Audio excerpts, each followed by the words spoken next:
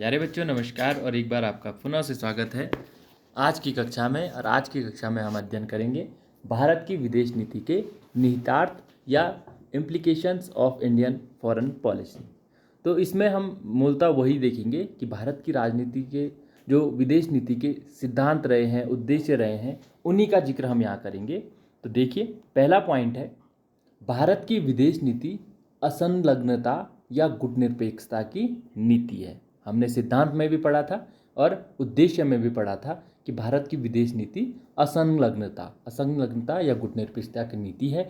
यानी कि भारत विश्व में द्वितीय विश्व युद्ध के बाद जो दो ध्रुवीय गुट बन रहे थे, उन दोनों ही ध्रुवों से दूर रहने की नीति भारत ने अपनाई। ना तो पूंजीवादी व्यवस्था में भारत शामिल हुआ और ना ही साम्यवादी व्यवस्था में, या यूं कह सकते हैं ना अमेरिकी गुट में भारत शामिल हुआ, ना सोवियत रूस के गुट में भारत शामिल हुआ। दूसरा, भारत की विदेश नीति राष्ट्रीय हित को प्राथमिकता देती है। भारत की विदेश नीति राष्ट्रीय हित को प्राथमिकता देती है। वैसे तो किसी भी देश की विदेश नीति हो, वो राष्ट्रीय हित के आधार पर ही निर्मित की जाती है और राष्ट्रीय हित की संवृद्धि के लिए ही उस विदेश नीति का क्रियान्वयन किया जाता है। उसी प्रकार भारत की विदेश नीति भी राष्ट्रीय हित को, जैसे कि हमारी जो सुरक्षा है, सीमाओं की सुरक्षा, अपने देश का विकास, आर्थिक समृद्धि, ये हमारे कुछ राष्ट्रीय हित हैं और उनकी प्राप्ति के लिए ही भारत की विदेश नीति को क्या है, निर्मित किया जाता है। तीसरा है भारत की विदेश नीति सोवियत संघ तथा अरब राष्ट्रों की समर्थक है। तो भारत की विदेश नीति, वैसे तो मैंने आपको बताया था कि गुट निरपेक्ष की नीति है, किसी भी गुट का समर्थन नहीं करती है, किंतु 1960 के दशक में हमने देखा था कि भारत की जो विदेश नीति है वो सोवियत संघ के समर्थन में रही। और अरब जो राष्ट्र हैं, क्योंकि भारत को वहाँ से तेल की पूर्ति करनी थी, जो कच्चा तेल होता है उसका आयात अरब राष्ट्रों से ही अधिक होता है, तो इसलिए उन दोनों ही राष्ट्रों के समर्थन में भारत की विदेश नीति हमको देखने को 1960 के दशक में मिली। चौथा पॉइंट है, यह अमेरिका व ब्रिटेन के साथ साथ अन्य यूरोपीय राष्ट्रों में से भी मधुर संबंध बनाए रखने की पक्षधर है। तो अमेरिका ही क्यों, भारत की जो विदेश नीति है, हमने आपको बताया था कि वसुधैव कुटुंबकम की नीति है, संपूर्ण विश्व को अपना परिवार समझती है। तो इसलिए भारत की विदेश नीति न केवल सोवियत संघ तथा अरब राष्ट्रों या अन्य राष्ट्रों, बल्कि अमेरिका, ब्रिटेन, अन्य जो भी यूरोपीय राष्ट्र हैं, उनके साथ भी मधुर संबंध बनाए रखने के पक्ष में है। पांचवा पॉइंट है, भारत की विदेश नीति सैनिक गुटबंदी का विरोध करती है। आपने सुना होगा द्वितीय विश्व युद्ध के बाद नाटो, सीटो, सेंटो, इस प्रकार के विभिन्न सैनिक गुट बने। तो भारत ने किसी भी गुट में सम्मिलित न होकर इन सैनिक गुटों का विरोध करा कि ऐसे सैनिक गुट नहीं होने चाहिए, इससे विश्व में तृतीय विश्व युद्ध की क्या है, संभावनाएं उत्पन्न हो सकती है। तो भारत ने अपनी विदेश नीति का एक यह भी क्या है, निहितार्थ रखा है। छठा पॉइंट है, यह साम्राज्यवाद, उपनिवेशवाद तथा रंग भेद के किसी भी रूप का प्रबल विरोध करती है। हमने उद्देश्य और सिद्धांत में भी इसको पढ़ा था। साम्राज्यवाद यानी कि जैसे अपने साम्राज्य को या अपने राज्य के विस्तार को साम्राज्यवाद कहते हैं। उपनिवेशवाद, दूसरे राष्ट्रों को अपने उपनिवेश बनाना, इसे उपनिवेशवाद कहते हैं। और रंग भेद यानी कि गोरे काले के रूप में जो रंग भेद हमें यूरोपीय राष्ट्रों और अमेरिकन राष्ट्रों में देखने को मिला है, उस रंग भेद की नीति का भी भारत प्रबल रूप से क्या है, विरोध करता है। सातवां निहितार्थ जो भारत की विदेश नीति का है वह है, यह निशस्त्रीकरण के सार्वभौमिक व पक्षपातपूर्ण कार्यक्रमों की समर्थक है। यानी कि जो निशस्त्रीकरण है, हाँ, निशस्त्रीकरण और सार्वभौमिक व पक्षपातपूर्ण कार्यक्रम, यानी कि निशस्त्रीकरण की समर्थक तो है, किंतु निशस्त्रीकरण इस कीमत पर नहीं चाहती है कि कुछ राष्ट्र अपने जो शस्त्र हैं उनकी कमी करें और कुछ राष्ट्र उन शस्त्रों को बनाए रखें।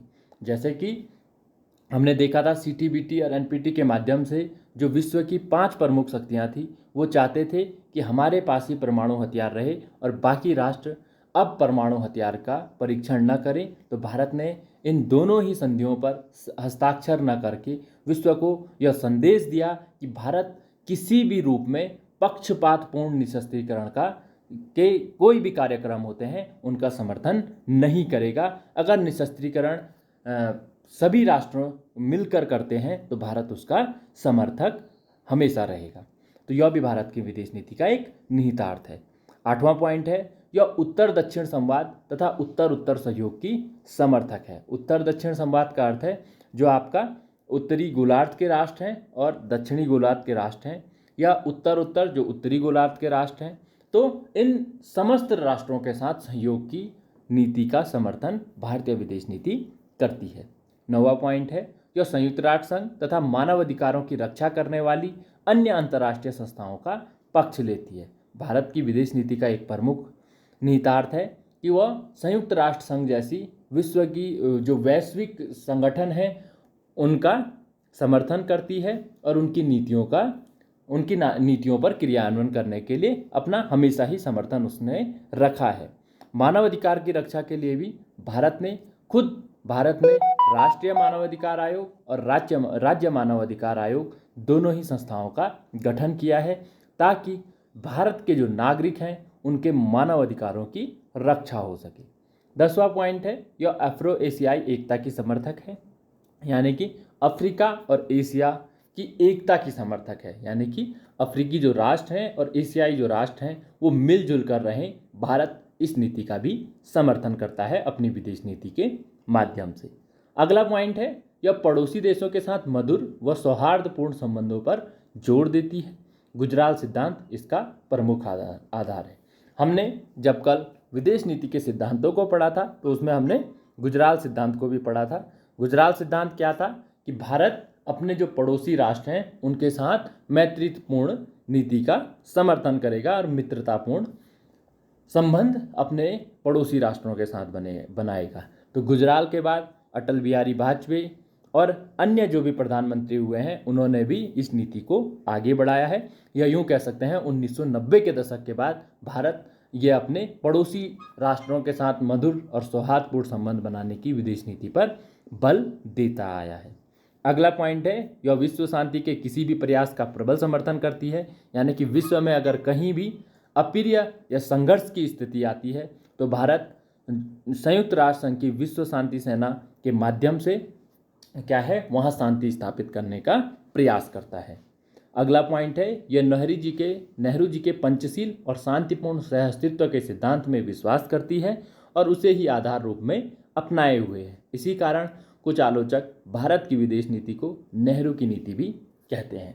यह कहना कहीं ना कहीं सही नहीं है कि भारत की विदेश नीति मात्र और मात्र नेहरू की नीति है, क्योंकि पंडित नेहरू जो भारत के पहले प्रधानमंत्री हुए हैं उन्होंने माना जा सकता है कि भारत की विदेश नीति के सिद्धांतों में अहम योगदान दिया हो, भारत की विदेश नीति के सिद्धांतों में भी अहम योगदान दिया हो।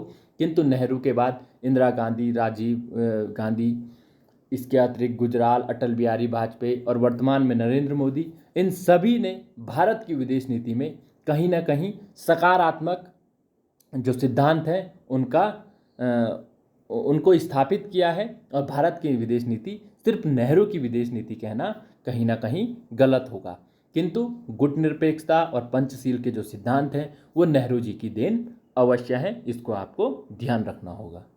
अगला जो सिद्धांत है वह यह है कि यह विश्व में मानव अधिकारों का ईमानदारी के साथ लागू करने की बात का समर्थन कर लेती है। भारत की विदेश नीति विश्व में कहीं भी मानव अधिकारों का हनन जब होता है तो उसका प्रबल विरोध करती है और मानव अधिकारों का ईमानदारी से उनको लागू किया जा सके इसकी प्रबल समर्थक रही है। अगला पॉइंट है, यह नई अंतर्राष्ट्रीय व्यवस्था जिसे नियो कहते हैं, NIEO, इसकी समर्थक है और अंतर्राष्ट्रीय आर्थिक संबंधों की भेदभावपूर्ण व्यवस्था को समाप्त करना चाहती है। इसलिए यह विश्व व्यापार संगठन WTO के भेदभावपूर्ण ढांचे व कार्यप्रणाली की निंदा भी करती रही है।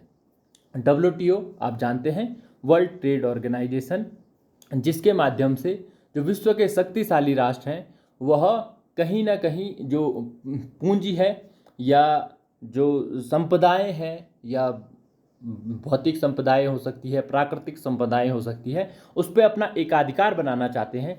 भारत इसका हमेशा ही विरोध करता रहा है। और अगला पॉइंट है और अगला और अंतिम पॉइंट है कि यह क्षेत्रीय आर्थिक सहयोग को बढ़ाने की इच्छुक है और आसियान के माध्यम से इस कार्य को पूरा करना चाहती है। सिर्फ आसियान ही नहीं, आसियान, सार्क और अब तो अन्य भी संगठन बना दिए हैं जिनके माध्यम से भारत क्षेत्रीय आर्थिक सहयोग को बढ़ावा देने का प्रबल इच्छुक रहा है। तो हमने आज भारतीय विदेश नीति के निहितार्थों को देखा। कहीं ना कहीं इन पर मैं ब्रीफली सिद्धांत और उद्देश्य जब पढ़ाए थे उस पर बात कर चुका हूँ। अगर कोई पॉइंट ऐसा हो जो आपको समझ में ना आया हो तो पिछले वीडियो को अवश्य देखें, और फिर भी अगर कोई बात समझ में ना आती है तो कमेंट के माध्यम से अवश्य पूछें। आप लोगों ने मुझे सुना, आप लोगों का प्रेम पूर्वक धन्यवाद।